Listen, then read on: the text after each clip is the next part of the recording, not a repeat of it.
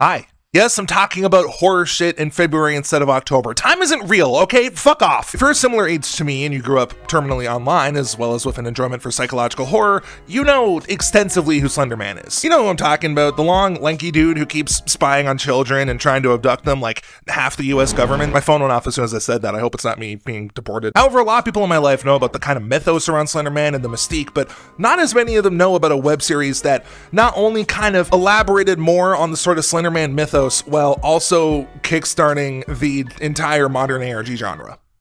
So let's fix that. I'm gonna be spoiling the shit out of Marble Hornets and Rosswood. Rosswood is the main subject of the video, but if you haven't heard anything about Marble Hornets before, you're gonna need a little bit of backstory before we go into it. Good, let's go. Marble Hornets, I'd argue, is the first major video ARG hosted on YouTube. Spearheaded by Troy Wagner and Joseph Delage, with Tim Sutton coming in later. I hope I pronounced all of their names right, that would be awkward. The series follows Jay Merritt going through the tapes of a college production done by Alex Crayley, titled Marble Hornets. The series starts as going through the footage and finding weird instances of Alex being a dipshit. How clear do I have to make it before you listen? As well as some tall dude being an off-putting weirdo himself. Quick important distinction, the main antagonist of this series is called the Operator, who looks like Slender Man, does a lot of Slender Man-esque things, but it's established in the canon that he's a different thing. It starts with each entry being a tape recording of the Operator popping up while Alex is trying to film shit, but as Jay learns and posts more, the Operator begins to seep into Jay's current life as well. And being around the Operator causes cameras to distort and for Jay to start coughing his lungs out. Bro predicted COVID, I can't believe it. For the most part, the series is essentially Jay trying to work out what the Operator is and how to defeat him, later teaming up with Tim, another cast member from the Marble Hornets film. It's later revealed that Tim was first of the group to get fucked with by the Operator, getting hallucinations out the ass. He stayed in a hospital/mental asylum for much of his childhood until he got enough drugs pumped into him to make him stable enough for college. Thus, his collaboration with the Marble Hornets crew triggers the Operator to start fucking with them as well. The Operator's motive or end goal is never really known. He kind of just stands there menacingly. He's just standing there, menacingly. I kind of like that though. It really helps keep the cosmic horror sort of vibe in play. The common theory is that he feeds off of their deteriorating mental state in some way, but who knows? Anyway, everyone dies, but that's not important. The important bit is Tim being in the hospital. Keep that in your head for a second. Since the series ended, the creator Troy Wagner has gone on to do a bunch of other creative stuff, both related and unrelated to Marble Hornets. The latest venture is a behind-the-scenes book of the series with a $100,000 stretch goal of making a new miniseries in the same universe. And said series would later be realized as... Jody, thank you so much for joining us today.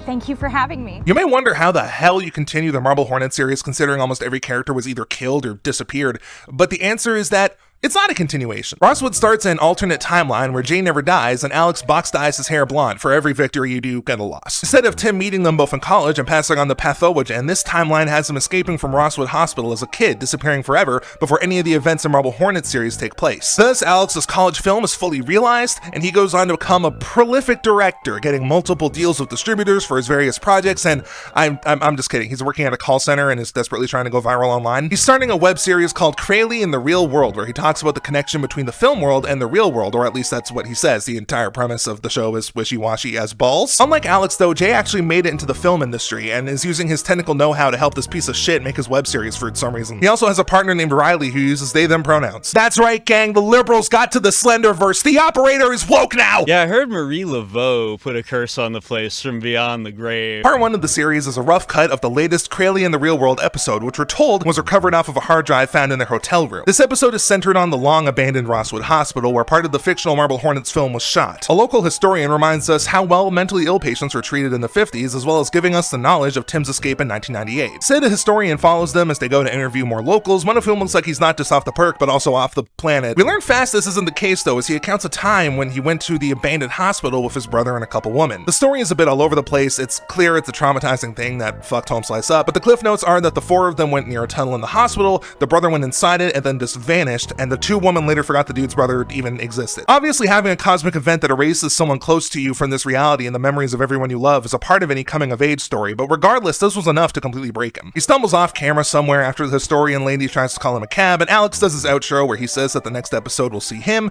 Jay, and the lady all staying in the hospital overnight to see if any creepy shit happens. The lady looks equal parts shocked and confused when hearing this, and you learn why in... I think he had a little too much to drink earlier. You think? The intro to this immediately tells us 2 things. One, the historian was not privy to the fact that they were going to be staying in the hospital overnight, and two, Alex is just as much of an insufferable prick when he's not under the operator's direct influence. This is exactly the kind of thing that I have you for. You are my assistant to organize these kind of things. You emailed me, Alex. Part 2 onward is no longer edited to look like a series, since the remaining footage we see was found before Jay could edit it. Historian lady leaves in a huff, refusing to stay overnight despite Alex desperately wanting to feel the touch of a woman for once in his fucking life. This doesn't deter their plans though, as they leave the hotel the next morning, Jay forgetting the external drive that part 1 was on, like an idiot. They arrive at the hospital, which looks like an old New York apartment complex that would charge $4,000 a month for a broom closet. After a brief exploration of the building's very stable structure and filming some of the most generic reality TV B-roll imaginable, the boys hear a noise outside and go to investigate. This is the first time we get a view of Mr. Sandman, setting in stone that these motherfuckers are on his home turf now. Neither of them notice it, but still want to scare off whatever made the noise, so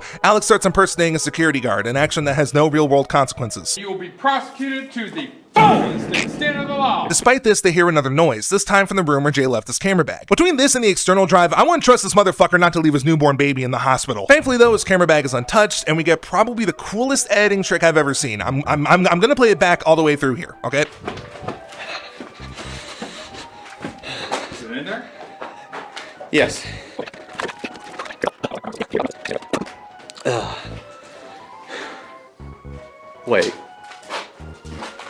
Wait, come here. What's up? What? It's dark. Okay, my day job is video post-production. Editing is how I've made a financial living for the last 6 years, and making videos has been a hobby of mine pretty much since YouTube first started. I've seen countless videos with gimmicks like this where the location or time of day changes, and they achieve it by slicing 2 bits of footage together in a way that makes you convinced it's one shot. They've gotten really easy for me to see. Most of the time it's someone accidentally covering the lens and stitching it in the next shot, or using a sort of motion warp transition to make it seem like a seamless cut, but this, I have no fucking clue how they did that. Deadass, I was sitting there hitting the buttons to go frame by frame, trying to find the exact point where a cut happens or where a transition starts. I just can't find it. The closest I've hypothesized is that the cut happens in the moment he's entering the room, since we stopped seeing any windows, but I don't know. I can't say it for certain, and it's really fucking cool. Sorry, I just had to geek out about that for a bit. This has nothing to do with the summary, but you know. This happens near the very end of part 2. Jay is obviously freaked out because they apparently shot forward a few hours on time, but Alex is so content-brained that he refuses to leave without extreme coaxing from Jay. And so they leave. Jay tries to call his partner Riley to let them know they're on their way back, until they end up exactly where they started. I don't want to film. We gotta stop shooting. Jay and Alex are trying to see if their cell phones are working. Alex says Jay is the only person on his phone other than coworkers. That's so sad, Alex. I wonder why that is, you fucking dipshit. Their phone's not working is the least of their problem though, because every time they try to walk away from the hospital, they get teleported back inside. Yo, I actually saw the cut there. I'm not stupid. Jay is rightfully shitting bricks at this, but Alex is bricking shits instead. Hyped up on the adrenaline of realizing that he'll be able to capture some spooky type shit, he takes the camera from Jay and tells him to go to his room while he goes out and films some B-roll. It's here we get a second view of Mr. Spooperman. Ooh, spooky! Alex starts coughing and doing all the shit you expect until we cut back to the initial room where Alex explains that it's 8 a.m. and the sun still has not come up. Alex is still invested in filming everything, but Jay, understandably, is like, that's stupid. And then we get video evidence of why Alex has no friends. If I can leave here and have something to show for it, I want that. I need it. Look at me. I need this. Walking is not enough. I need this man dead. Alex is a crash out about potentially losing his dead-end job and being stuck in his shitty apartment alone, while Jay went off to actually be somewhat successful in the production industry and get a partner and buy a house. It's a lot of very toxic comparisons to make, and real quick, just as an aside, if you meet anyone who even hints at guilt-tripping you like this, run the other direction until you're on the other side of the planet and start stacking shit so you're even farther away from them. Do not let that energy into your life if you value your soul. What the fuck was I talking about? The crash out concludes with Alex telling Jay to film absolutely everything, and Jay agrees since they have plenty of batteries and SD cards to spare. Continuing their effort to get out, Alex finds a tunnel that evidently used to be some kind of ventilation system. He gets Jay to investigate it because God forbid this man do anything himself, and that classic camera distortion suddenly kicks in. And why is that happening? Well, because we're about to be reintroduced to an old friend. It's more spacious in here than I thought it would be. Well, that's something. And move in so I can hop down. Oh, operator. You're as beautiful as the day I lost you. Jay tells Alex to run, then makes a break for it into the tunnel. The distortion continues until the video abruptly ends, and we're on to... We have a journalistic obligation to show as much as possible. Are we really still doing it like this? Yes. Jay is still filming, taking a break in the tunnel, the camera distortion gone. For the first time since this began to happen, his cell phone works and he gets a call from Alex, in which he says, I didn't run anywhere. I'm right where we were a second ago. You're outside the tunnel? What tunnel? oh hell nah, that's not Alex, motherfucker, that's an imposter. Jay, call an emergency meeting. Did anyone watch him scan in medbay? Alex tells Jay to come back and meet up with him. Jay agrees and continues crawling while he tries to get a hold of Riley. However, the cell service is dog shit and he sees the way out of the hospital literally disappear in front of his eyes, so you can tell me how well that went. They meet up and Alex reveals that he got a call from Jay telling him to meet up. Jay also learns that Alex didn't see the operator behind him. From his perspective, Jay just freaked out, ran to the tunnel, and then called him saying the tunnel didn't go anywhere. So back to square one, they decide to reassess the situation. Back in YouTuber fuckboy mode, Alex films an update with Jay. That's a stretch. Jay's just in the fucking room. Their phones are almost completely dead and they have no food or water since it's in Alex's car, but Alex still wants to film absolutely everything because he exists outside of reality. This motherfucker spent money on making a custom hat for his production company that barely exists. If I ever get this full of myself, please shoot me in the fucking head. Jay protests a bit, but then we hear a scraping sound from outside. Initially hunkering down, trying to avoid whatever's out there, Alex decides to go out to investigate because he likes being dead. I don't know. He gets what he wished for, and thankfully Jay was tailing him enough to where he could save Alex from himself. Not all the way though, because Alex straight up crawls on his belly to pick the camera up in a desperate scramble. I don't even hate Alex anymore. I just feel sad. A bunch of signature distortion bullshit happens until eventually we snap back to reality. Oh, there goes gravity. It's been 3 days since it started happening, according to Jay's watch, and they somehow haven't died of dehydration yet, so that's intriguing or devastating, depending on how you look at it. They have a heart-to-heart where Jay apologizes for not being able to help Alex film a horror movie he wanted to do, and then Alex apologizes for... I'm just kidding. He doesn't apologize for shit. It's okay. I mean it. I'm just really glad one of us got to move on to something better. I really want to believe he means this earnestly and is trying to be like a good person, but all my inductive reasoning is just pointing to him still being vitriolic when they're dangerously close to the possibility of eternal torment. The same scraping sound comes back, so the two of them turn their flashlights off to wait it out. They also decide to stop recording everything so that they actually have batteries remaining at all. This lasts for 2 seconds when Alex decides to go off by himself to the tunnel filming the process. While down there, the operator plays a small game of peekaboo before we're abruptly sent back to normal operations. Jay is recording now, Alex seemingly worse for wear and babbling sporadically in the background. Jay explains it's now been 10 days since they arrived and they somehow didn't die of starvation yet, and while he's talking about how Alex has been acting off recently, he realizes the dude's just wandered off somewhere. I don't have a smooth segue to get into the next part, so the next part is part 5. Oh, okay. Oh, that's way more light than I'm used to having. We pick up directly where we left off, Jay going out to try to find Alex, and I mean, he certainly finds something. Signature distortion, operator doing a funny cut to black, you know the deal. However, when we come back, things are different. Everything's dark. We hear Jay fumbling with something in the background, talking about needing a light, and then... I'm gonna walk back to my house, and I'm just gonna keep shooting because this is, like Alex said, we need eyeballs on this. Bro is just fully insane. Real talk again, the attention to detail here is awesome. Beard is grown out, the hair looks like he hasn't showered for weeks, his eyes are practically popping out of his skull. This man is cooked, I'm gonna keep it real. He lets us know that he doesn't know the date or time anymore since his watch died at some point, which considering how long watch batteries can last is horrifying. He also mentions this is the last battery he was able to scrounge up, so once this one dies, it's over. No more light, no more recording. Which sounds spooky, but Jay says that he needs to keep filming like Alex told him to. Speaking of Alex, where the hell is my favorite problematic white boy? Well, Jay has no fucking clue, but he keeps his house all nice for when he eventually comes back. That's right, he's calling this his house now. Jay goes out to find Alex with the light, like he'd been wanting to for however long. It seems fruitless at first, the dude not appearing at all, but luckily, his efforts aren't completely in vain. Running out into the woods, Jay stops at a tree and realizes his phone is somehow not dead. He gets a call from Alex, who simply repeats, "Jay, where are you?" over and over again. Bro keeps running until he finds the fan service tunnel where Alex killed some dude with a rock, and suddenly something grabs the camera from Jay, and as he goes to grab it, it cuts the camera on the ground, scraping along the pavement. We cut to footage of Jay in a near catatonic trance while Alex is screaming from another room. Help! Jay! Yo, we found him, yay! However, Jay is so out of it that he doesn't even register Alex's screams outside. Bro just lays on the ground and tries to take a nap. This is basically what living on a ground floor Toronto apartment is like. Cut to Jay back in Rosswood Hospital, camera facing him while he continues his nap. A final weak as fuck plea for Alex to come back, and Jay decides to take another nap before the final scene of this series. Jay's phone, that is somehow still alive, gets a signal, and he gets a call from Riley. When he answers the phone, the audio is just static, but Jay is either under the operator's influence and thinks he's actually talking to Riley, or he's just lost that much of his mind already. Riley tells Jay that Alex found a way to escape, and they're going to help him get out by guiding him. Following fake Riley's instructions, he puts the camera on the ground facing down the hallway, and then starts walking down it himself. Jay is super cheerful and happy to do so until he gets bonked. Super Luigi Galaxy. The camera scrapes along the ground again until an abrupt cut to an open field, presumably the location of where Rosswood Hospital used to be. Because yes, since the filming of that video clip, the hospital has actually been fully demolished. The camera Jay was filming with and the SD cards were recovered by some dude on the demolition crew. The series ends with a call to action saying that Alex Crayley and Jay Merrick are still missing to this day, and Riley gave the go-ahead to make it public to aid the search. And that's it. The movie's over.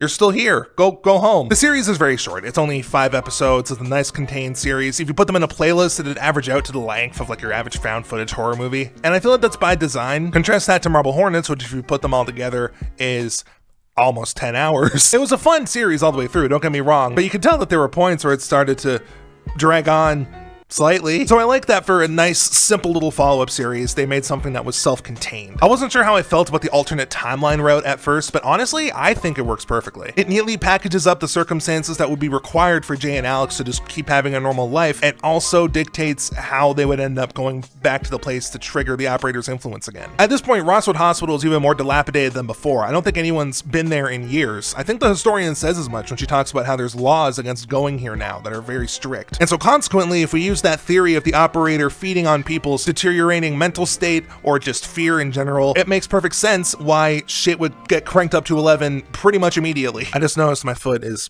clipping through my knee. Oh no, I've been impaled. So that's one reason I love the series. It kind of takes everything I enjoyed about Marble Hornets and just condenses it very nicely into a small package that you could just watch for a movie night at some point. They also have 15 years of creative projects and built up confidence, and it shows. The acting is really well done. The Alex crash out from part 3 genuinely made me angry. It was good. But watching this series back, it also reaffirmed something for me. If you look at the credits for this production, they're very short. You see Troy and Joseph's names pop up multiple times, but with the exception of a few other people showing up, those two were pretty much the ones who did everything. They started writing this before the Kickstarter was even good to be funded, and all they used was a camera and an abandoned location. It's not that dissimilar from how Marble Hornets started. The first video is just shots outside of a car window with white text over the screen. It's a huge gimmick at this point, but for the time, it was interesting. And the first couple entries are so obvious, low-budget film type shit. I think I read somewhere that the very first appearance of the operator in entry 1 was actually Joseph just standing on like 5 pairs of flip-flops that got glued together. And it's so fascinating that they were able to accomplish what they did, almost the 750,000 subscribers on YouTube, from just holding a camera and fucking around a bit. And the thing that's reaffirmed for me is just the fact that anyone could have done this shit. Troy and Joseph were just the ones that had the impulse to pick up a camera and actually put that shit into action, and it worked out and paid back in spades. Is paid back in spades a saying? I don't know. You get what I mean, probably. Language is stupid. But those of you who weren't following my channel in 2024, which I think is like 10% of you, I made a challenge to myself to upload a video every single week throughout the year of 2024, and it worked out amazingly. I decided to do this because I wanted to make YouTube videos. They're fucking awesome to make, but the problem is that I cannot really make myself lock the fuck in when I need to. One video a week, obviously they aren't going to be all amazing, but that was kind of the point. Throughout the year, I made a lot of videos that I put a lot of effort into, and I also had some videos that I put almost no effort into. And I can say with the utmost certainty that even if I put very little effort in a video, they were all still ones I loved. And keep in mind, I'm not counting like viewer numbers and shit in this, right? Like that's not the metric I'm using right now. I had videos that I thought would bomb that did great, and I have videos I put a lot of work into that bombed themselves. It's just part of feeding yourself into the fucking machine. But at the end of the day, I uploaded 52 videos that I wouldn't have if I didn't do this. If I wasn't so marred by the sunk cost fallacy we call perfectionism. Sometimes getting your creative ideas out of your head and onto paper is simply just making the thing exist in its shittiest form. You can make it great later, obviously, but when it comes to the creative process, you have to start. You can't not start. Starting is the thing. And yeah, you can worry about making it absolutely perfect and entirely what you're envisioning in your head, but reality is you just have to make it exist first. I don't think the people who made Marble Hornets had ambitions about making the biggest, largest, genre-defining ARG on the YouTube space. It was 2 friends, later on 3, that just got together and decided to make something based off some random something awful post that they liked. Don't wait till the right time to make something, because the right time is never going to happen. If you want to do something in the future, by the time you reach the future, it's already going to be in the past, so just do it in the present. Don't wait until later to do something you want to do now, because if you do it now, your later is going to be so much better. long as you don't get socked by the operator, that would kind of suck. Shout out to Patreon! Gurdon, Kylocray95, Theo Firefox, Serial Saurus, Maddo Kalos, Beast King Barbaros, Uber Bounty, Joel, SF Serval, Squall, Okari, and Luna. Really quick thing. The world sucks, and I want to try and help make it better. So what I'm doing is I'm doing a little bit of a deal. If you go to Stand With Minnesota down below, just click the link, and you make a donation of $5 or more to any of the GoFundMes or charities that are listed, post proof of it in the thread that I have made in my Discord server, and I will DM you a link to get access to my Patreon for a month. I posted about this a few days ago on my Blue Sky and YouTube and such, and didn't get any donations, which is fine. The economy is what it is right now. But if you're watching this and have a few extra bucks to spare and want to do some good with it, I hope that this will help incentivize you, because I really want to help make the world a better place, but I'm not really in a physical, mental, and financial place to do that. Sorry I'm pushing the Patreon in like every episode. Shit just like comes up with it, and like, I don't know. In this instance, I'm trying to do good, so if you think I'm being annoying, fuck off.